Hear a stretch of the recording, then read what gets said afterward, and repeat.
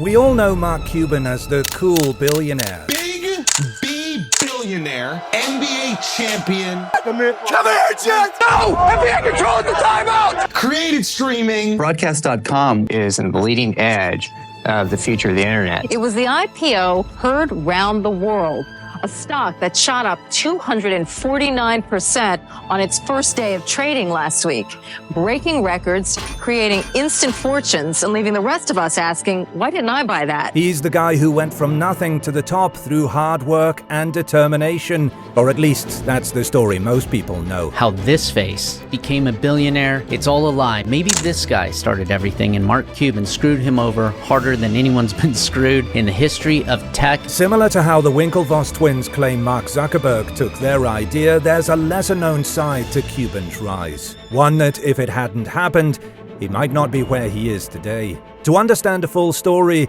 we need to take a trip to the past. It's the 1950s, and America is thriving, filled with business opportunities and the promise of the American dream. Against this backdrop, Mark Cuban was born on July 31st, 1958, in Pittsburgh, Pennsylvania, into a hard-working, blue-collar Jewish family. My dad had various jobs and then did upholstery on cars, so if you got a rip in your car seat, you took it to him.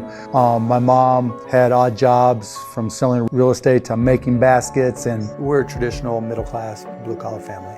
But my dad was always like, if you want something, you have to earn it. I mean, I remember being 9 years old and buying and selling baseball cards. I was repackaging them and having a little trade show for baseball cards in the local park. When I was 10 years old, I was selling garbage bags door to door. I was buying and selling stamps. I shoveled driveways, you name it. Business was something that I realized early on that I was good at and that I enjoyed. And then you decided you were Indiana bound. In 1977, at just 18 years old, Mark Cuban attended Indiana University. So I saw a list of the top 10 business schools and picked out the cheapest one, and it was Indiana. I went there, I'd never seen the campus. I knew two things about it that were important to me. One, it was ranked one of the top 10 undergrad business schools, and it was the cheapest of those top 10. And two, the underground encyclopedia, whatever it was, ranked it as one of the top 10 party schools. I'm like, bam, it's on. And I decided that for my first 2 years there, I was not going to drink. I was going to be fun, have a great time, not drink. And I was going to challenge myself and take senior level classes so that my senior year I could take freshman level classes and party like a madman. During college, Mark Cuban hustled with odd jobs, working as a bartender, teaching disco lessons, and even dabbling in a Ponzi scheme. In 1981, he graduated from Indiana University's Kelley School of Business with a degree in management. After graduating, Mark briefly returned to Pittsburgh before deciding to move to Dallas to build his career. I came down to Dallas because a bunch of my buddies from Indiana were living in the village. So I was living 6 guys in a 3-bedroom apartment, slept on the floor. I had one towel that I stole from a hotel that had holes in it. It was nasty. Ended up that, like, can I just crash on your floor for a little bit, right, till I get a job? And it ended up being fun, so I never left for 6 months and got a job working as a bartender at night at a club called Alon's. Then got a job working for a company called Your Business Software that I worked at for about 9 months till I got fired. But you learned something. You know, it's funny how much you can learn from a company that's failing. You know, I learned that sales cures all. The head of the company isn't focused on selling, there's a good chance that company's going to fail. If you just spend the time to learn, you can be ahead of the curve because most people won't put in the effort. Mark used those skills to start Micro Solutions, a software reselling and integration business. And started a company called Micro Solutions. And it was just me, basically. And I worked out of my apartment in the village at the beginning. By the time we sold it, we were on a $30 million a year run rate, and we were profitable every single month of our existence. Never had a losing month until we sold it to CompuServe, which was then part of H&R Block. And then I took that money and I retired. After selling Micro Solutions for $6 million at just 32, Mark retired to a life of lavish vacations and partying. But by 37, he was ready for his next venture. This is where we start to see the dark side of Mark Cuban. So we started a company called AudioNet, and we were one of the first, if not the first, to really start streaming audio over the net. All the streaming, everything YouTube does, we started that. You started that? It was called AudioNet, and we started in 1995. How this face became a billionaire, it's all a lie. Maybe this guy started everything and Mark Cuban screwed him over harder than anyone's been screwed in the history of tech. You see, the real person who started AudioNet was a man named named Chris Jabe. When I was pretty young, I was a Minnesota Twins fan. I moved to Texas. So as a displaced fan, I was always trying to figure out how to get access to those games that I couldn't see on regular TV. When the internet came along, it's like it was a slam dunk, because now it was just a matter of acquiring broadcast rights. He took his plan to investors, and one of those investors was Mark Cuban. I probably had this pitch that I'd given to maybe 150 people over the previous year and a half to 2 years. And so I'm getting into my pitch. It's usually about a 20-minute pitch, and within 3 minutes he goes, "I'm in. I'll do it." He asked for $1 million from Mark, but Mark only gave him that check for $10K.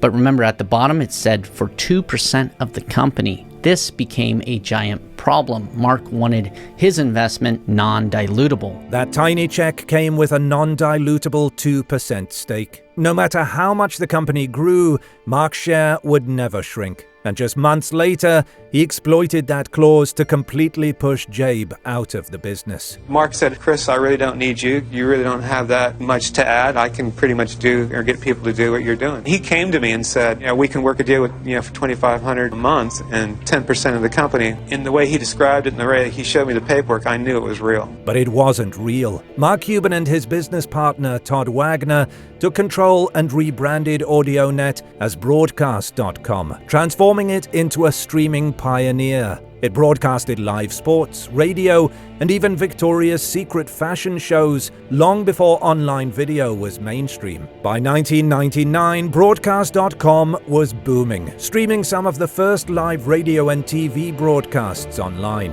It went public, raising $48 million on its first day, as stock prices soared over 200%. Then came the deal that made Cuban a billionaire. Yahoo bought Broadcast.com for $5.7 billion. Cuban walked away with over $1 billion, but Chris Jabe's 10% stake had been diluted to less than 1%. When the sale closed, his share was worth under $50 million, a fraction of what he could have had. With over $1 billion in his pocket, Cuban wasn't looking for his next business move. He was looking for fun. And in late 1999, he found it. I had just sold my company for $5.7 billion in stock. So I thought, why not? I didn't buy it as an investment. I bought it because I'm a basketball junkie. On January 4th, 2000, Mark Cuban purchased a majority stake in the Dallas Mavericks for $285 million. At the time, the team was one of the worst in the NBA. They had never won a championship, struggled to fill seats, and were barely making money. I remember being on the team bus, talking to the coaches, and they're like, "Why did you spend so much money? This is the worst franchise in all the NBA." I'm like, "Let me just show you the price of Yahoo. It went up $100 or $200 today, and that paid for the whole team." Cuban wasn't like other owners. He wasn't buying the team to turn a profit. He was buying it to change the game. When we sell the Mavericks, we don't sell basketball. We sell unique experiences. You don't remember the jump shots after a while. You don't remember the home runs. You don't remember the touchdowns. You remember the experience. He sat courtside, yelled at refs, ran onto the court, and made sure his players had the best of everything, from luxury travel to state-of-the-art facilities. Well, I own the team. I get to run out with them. No one's going to arrest me. It's my team, and that is the most amazing part of owning the team. Cuban's passion paid off. Under his leadership, the Mavericks became a powerhouse, consistently making the playoffs, and in 2011, winning their first ever NBA championship. We had the ceremony inside the building, and all of a sudden this chant broke out, "Thank you, Mark. Thank you, Mark. Thank you, Mark."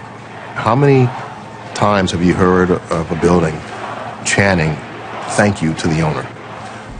That's pretty unique. But after 2 decades of ownership, Cuban decided it was time to step back. In December 2023, he sold a 73% majority stake in the Mavericks to casino mogul Miriam Adelson for $3.5 billion. When I bought the Mavs, it wasn't a financial investment, and honestly, selling it wasn't something I was excited to do, but I thought it was the right time to do. Cuban still has a say in basketball operations, but the Mavericks are no longer his team. After years of running the show, the man who transformed the Mavericks from a struggling franchise into an NBA champion is now just a minority owner. Around the same time he was the owner of the Mavericks, Mark Cuban found another way to make an impact: Shark Tank. In 2011, he joined as a guest investor becoming a full-time shark by 2012. I do Shark Tank to send a message that the American dream is alive and well, that you can be anywhere in the country and start a company and make it to the carpet in front of us and potentially get a deal or not even need to come and see us. And Cuban stood out for making quick deals, taking risks, and mentoring entrepreneurs beyond the show. I've invested in companies for people I still have not met because they just emailed me with an idea. He focused on execution over hype. Yet despite his sharp instincts, not every investment was a success. Are you up all time on Shark Tank investments? Am I up financially? Yeah. Oh no, I've gotten beat. Really? After more than a decade, 2024 marked his final season on Shark Tank. With Shark Tank winding down, Mark Cuban turned his focus to an even bigger mission, fixing the healthcare industry. In 2022, he co-founded Cost Plus Drugs, aiming to make prescription medications more affordable by cutting out middlemen. He is the co-founder of Cost Plus Drugs. From now on, I am only going to introduce you as co-founder of Cost Plus Drugs. As far as I'm concerned, Mavericks, Shark Tank, Billionaire, none of that. It's co-founder Cost Plus Drugs.